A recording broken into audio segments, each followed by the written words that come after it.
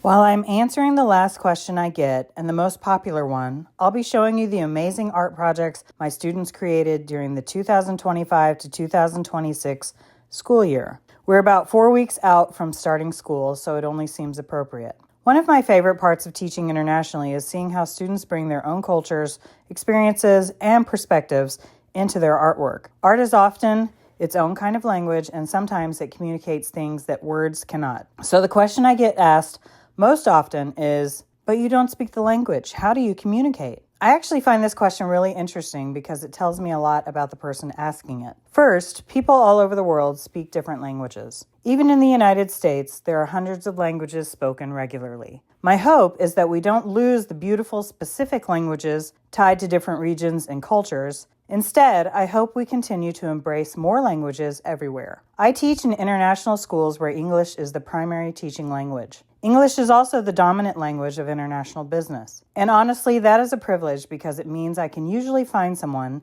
almost anywhere, who speaks at least a little bit of my language. When I lived in Nantong, China, I spent a lot of time with my driver. We would travel out to his father's house in the middle of a rice field outside the city. I would sit with him and his friends while they played cards. They spoke almost entirely Chinese, but one of the men taught English at the village school, so he and I would exchange words back and forth. I surrounded myself with Chinese speakers, listened, practiced, and slowly picked up the language through everyday experiences. Amharic and Portuguese have been a little more challenging because I haven't had the same opportunities to fully immerse myself. In Ethiopia, I teach at a school where English is the main language.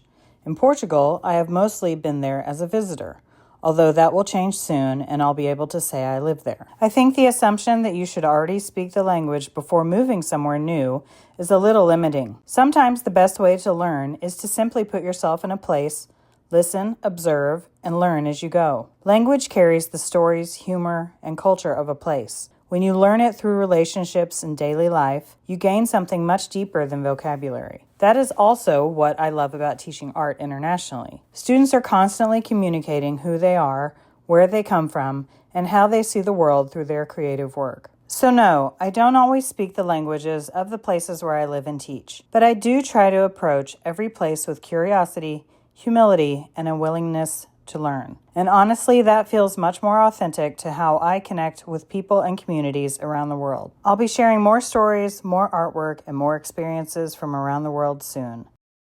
Bye!